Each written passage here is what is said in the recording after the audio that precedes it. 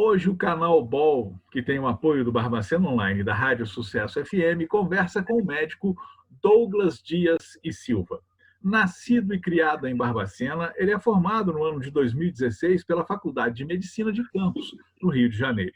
Fez residência em Clínica Médica na Santa Casa de Belo Horizonte, residente de terapia intensiva na Santa Casa, também de BH, e plantonista do Centro de Tratamento Intensivo Clínico Pós-Operatório e CTI Covid da Santa Casa, em BH. Trabalha também como plantonista do CTI Geral do Hospital Alberto Cavalcante, na Rede FEMIG. É plantonista do CTI Covid no Hospital da Unimed BH e também plantonista do CTI Covid do Hospital Regional de Petim. Seja bem-vindo, Douglas, a casa é sua. Ricardo, um grande prazer falar com você e com os barbacenenses, né? É sempre bom fazer qualquer menção à minha terra natal. Estou muito feliz de estar aqui. Pois é, antes de a gente começar a conversar exatamente sobre a terapia intensiva, sobre CTIs, eu queria que você contasse para nós como é que está a sua vida aí em Belo Horizonte, né? Sua mãe aqui em Barbacena, como é que está a saudade? Exato. Eu acho que esse é o principal ponto, Ricardo. Eu sou filho único, perdi meu pai há em torno de 3 anos, assim, e eu e minha mãe, a gente tinha se aproximado muito. E agora vem esse paradoxo do Covid, né? Que é a maior demonstração de afeto que a gente tem, às vezes, é demonstrar, manter distância de quem a gente ama, né? Isso, eu demonstro afeto agora mais por videochamada com a minha mãe ou por áudio, mas a gente mantém o contato mesmo que distante, né? Mantendo 3 meses de afastamento com a minha mãe, assim, mas a gente sabe que é para um bem maior, que principalmente é o dela, né? Então, assim, eu acho que fica, né, essa informação, acho que para todo mundo que ama, vale a pena o isolamento nesse período, assim, né? É claro. Agora, vamos começar a conversar, então, sobre o que é a terapia intensiva. Tá certo, Ricardo. Terapia intensiva é uma área abrangente do suporte avançado de vida, né? A gente sabe que a gente tem médico intensivista, bem como fisioterapeuta, enfermeiro.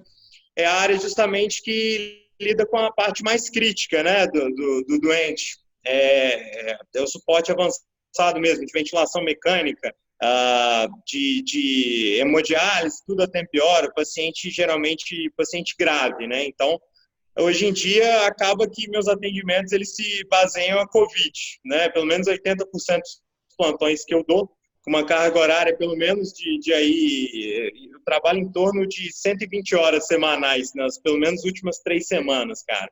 Então, assim, eu durmo 2 noites em casa, geralmente, atendendo basicamente COVID. Tá apertado, realmente, esse horário aí, né? Mas Exatamente. o que mudou na rotina dos CTIs a partir da entrada da Covid? Perfeito. Sempre a gente teve cuidado com material, equipamento de proteção individual, a gente sempre se protegeu de várias ameaças, mas geralmente essas ameaças elas eram notórias, assim, a gente sabia com o que estava lidando e sabia a forma de se proteger. Eu acho que a principal coisa que mudou na nossa rotina é o medo da contaminação, é o estresse que a gente tem no nosso dia a dia, é ver colega nosso sendo contaminado e ficar com medo e principalmente a solidão, né? Porque basicamente eu evito o contato social justamente para proteger as pessoas, assim, sabe? Porque realmente eu estou exposto a cargas altíssimas do vírus. Então eu acho que o que muda na nossa rotina é isso, é trabalhar sempre com medo, né? De se contaminar, querendo ou não, exige muita resiliência no nosso dia a dia. E eu acho que é basicamente isso, cara. A rotina estressante de se proteger a todo momento, de querer proteger a equipe e proteger as outras pessoas também. Eu acho que isso muda bastante, fora a gravidade do paciente COVID, que é uma coisa que a gente realmente não estava habituado. São os pacientes mais graves que a gente já viu, assim. A gente tem informação pelo governo do estado de que, nesse momento, a taxa de ocupação dos leitos de Covid, né, leitos de CTI para Covid-19, está bastante alta. Como é que você Sim. vê isso aí em Belo Horizonte? Ricardo, o que a gente tem de dados concretos hoje, eu peguei dados de hoje aqui de Belo Horizonte, de 84% de ocupação de leitos de CTI para Covid. né? Assim, eu acho que o principal destaque que a gente deixa é que o paciente ele não para de adoecer por outros motivos. Então, além do COVID, a gente continua tendo complicações, como infarto agudo do miocárdio, complicações de diabetes descompensado, complicações cirúrgicas. Então, falando apenas de leito COVID, a gente tem 84% de ocupação. Só na Santa Casa, que é o maior hospital do estado, né, um hospital 100% SUS, em que a gente já tem 50 leitos COVID e a gente já tem todos os leitos ocupados, inclusive, né, entre suspeitas e confirmados. Inclusive com a taxa de mortalidade alta. A gente internou em torno de 180 pacientes com COVID confirmado, com em torno de 33 óbitos. Então, dos COVIDs que a gente já teve confirmados por exames, acurados, a gente tem até uma taxa de mortalidade alta e isso corrobora com dados de outros hospitais também daqui. Então, assim, dentre esses, os pacientes confirmados. Claro que a gente tende a testar mais os pacientes confirmados. Então, falar de letalidade nesse meio talvez tenha um viés, sabe? Então, é uma situação realmente preocupante. Claro. Você mencionou para nós que tem trabalhado aí uma média de 120 horas semanais. O seu desgaste varia. Essa última semana foi isso. Às vezes um pouco menos, um 72. Pouco mais, né? Mas o seu desgaste físico, Douglas, o desgaste emocional, como é que você está nesse momento? Eu acho que a gente tem que sempre manter a cabeça no lugar, né? A gente tem que estar muito ciente do que a gente escolheu. Eu acho que quem trabalha com terapia intensiva, eu acho que não tem como se esconder nesse momento. Ao mesmo tempo que a gente tem todo esse estresse, tem todo esse cansaço físico, eu acho que a gente tem a recompensa também, né? Que é ver pacientes saindo bem também da UTI, casos que a gente viu que tratou com extrema dificuldade, às vezes com falta de recurso. Cada paciente que sai bem, às vezes, Ricardo, supera cada óbito, cada perda que a gente tem. Então, eu acho que trabalhar frente à gravidade desses pacientes e com medo de se contaminar, com medo de contaminar o colega, eu acho que isso é uma tensão muito grande. Mas o benefício de salvar uma vida, eu acho que não tem preço. Então, assim, é viciante isso mesmo, sabe? Tá no CTI é viciante. Eu acho que todo mundo que trabalha com isso tem essa sensação. Então, cada vida que a gente salva, eu acho que supera todo o cansaço físico, psicológico, sabe? Então, assim, eu acho que é isso que motiva. Você tem uma experiência muito grande e, assim, muito tempo de CTI, de UTI. A pergunta é a são seguinte, 3 anos trabalhando com isso. Pois é, você está vivendo isso todo dia, toda hora, não é? É uma situação assim que te deixa com bastante propriedade para me responder a seguinte pergunta. O paciente COVID-19, ele é mais grave do que os outros pacientes que você já teve a oportunidade de conviver nesses últimos 3 anos? Como é que é isso?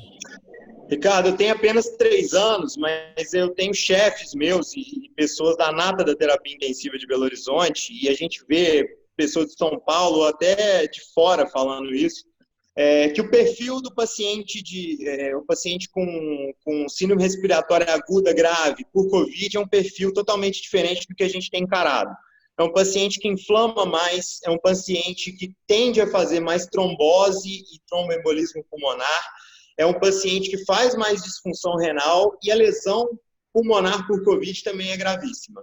Então, os casos, principalmente que têm comorbidades, a gente vê evoluir pior do que em contexto como choque séptico, que a gente já viu com uma mortalidade altíssima previamente, uma mortalidade no mínimo de 40% no Brasil, né, que é sepsis relacionada à falência múltipla de órgãos. E o que eu tenho conversado e tenho percebido, principalmente com pessoas com mais experiência que eu ainda, é uma gravidade, assim, é um momento ímpar que a gente está vivendo. São pacientes realmente muito graves e eu acho que só quem convive na UTI com esses pacientes sabe. E a gente tende a fazer tudo por eles, mas nem sempre é o necessário, principalmente quando chegam mais tardios, sabe? Então, assim, são pacientes diferenciados, cara. Douglas, eu sei que você é estudioso do assunto e está realmente bem inteirado do que está acontecendo. Olha, baseado em evidência científica para o tratamento da Covid-19 hoje em dia, o que existe? Tá. Assim, o que a gente tem realmente de estudo, né? A gente tendeu a usar, até na Santa Casa a gente fez RCTs, que são trials que a gente chama, né? A gente testou a hidroxicloroquina por um tempo, a gente não viu resultados tão contundentes, isso foi muito cêntrico, né? Foram feitos em vários países, um dos braços que foi capitaneado principalmente pelo Einstein, e que foi feito na Santa Casa, não demonstrou benefício, então a gente não tem uma recomendação de usar. O que a gente tem utilizado e que realmente foi demonstrado na evidência, com publicação forte, com número de pacientes grandes, significância estatística, é o uso da dexametasona. Dexametasona é um corticoide que a gente usa com frequência para vários tipos de doenças autoimunes ou doenças do sistema nervoso central, e que foi notado que reduz o processo inflamatório causado pelo vírus, não obstante, diminui mortalidade. Então, qualquer paciente que a gente tem na nossa UTI que demanda oxigênio terapia, seja ela por catéter nasal ou seja ela por ventilador mecânico, seja aqueles pacientes intubados, eles recebem a dexametasona. Por fim, a gente tem também o uso da enoxaparina, que é um anticoagulante que a gente usa na nossa prática para tratamento de infarto, para tratamento de embolia pulmonar e para tratamento de trombose. A gente sabe que esses pacientes, eles têm uma lesão vascular muito grande e que faz parte do agravo clínico desses casos. No mais, a gente também tem, por fim, a posição prona. A gente intuba o paciente e deixa ele deitado de bruços. Isso faz com que o infiltrado o infiltrado inflamatório que estava depositado na parte posterior dos pulmões por questões gravitacionais, ele se redistribua. Além disso, ele aumenta o fluxo sanguíneo em algumas áreas que elas estavam sendo ventiladas, mas não estavam sendo perfundidas. Então, o que a gente tem realmente baseado em estudos para fazer, pelo menos o que eu vejo na minha prática clínica, é lógico que isso varia de lugar para lugar, o que a gente tem é isso para ser feito, e que ainda é muito pouco, para ser sincero, sabe? A gente vê que muitos pacientes são refratários mesmo a essa terapêutica que a gente tem baseado em estudos, sabe? E a gente está tendendo a fazer o que é baseado em evidência científica. A sua perspectiva para tudo isso, como é que você está vendo? Assim, a gente chega no final dessa história, né? Como é que vai ser tudo isso? Pois a gente está já há muito tempo vivendo esse medo e convivendo com o Covid.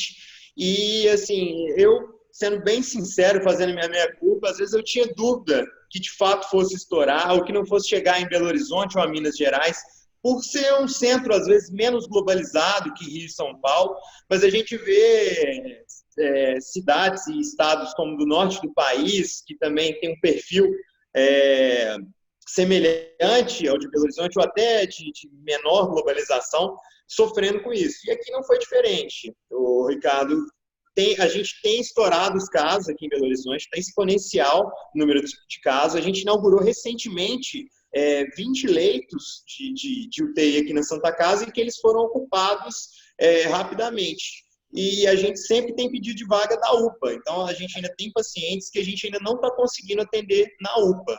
Então, assim, a gente tem 84% de leitos ocupados, mas o que a gente vê na Santa Casa é que, mesmo assim, ainda falta. A gente ainda está ampliando, estruturando ainda mais CTIs para poder atender a população. Então, assim, eu acho que a perspectiva é que a gente ainda vai sofrer com isso por um tempo, né? E eu acho que todos os cuidados que a gente tem, eu acho que eles ainda têm que ser redobrados, sim. Por mais que a nossa economia não possa parar, a gente sabe muito bem disso, né? A gente não pode olhar só o nosso lado, né? A gente é cidadão também, a gente sabe o preço de cada coisa, a gente sabe que a economia não pode parar, mas a gente tem que ter cuidado redobrado em tudo que a gente vai fazer. E também voltar atrás, né? Na liberação de comércio e na circulação de pessoas, se a gente vê que a gente não vai dar conta de atender todo mundo. Então, acho que a perspectiva é essa, que isso ainda perdure por algum tempo. E em relação aos novos tratamentos em estudo, como é que você está vendo essas pesquisas aí? Eu acho que o principal, Ricardo, é o desenvolvimento da vacina, né? A gente tem já alguns estudos mais avançados, principalmente na China, né?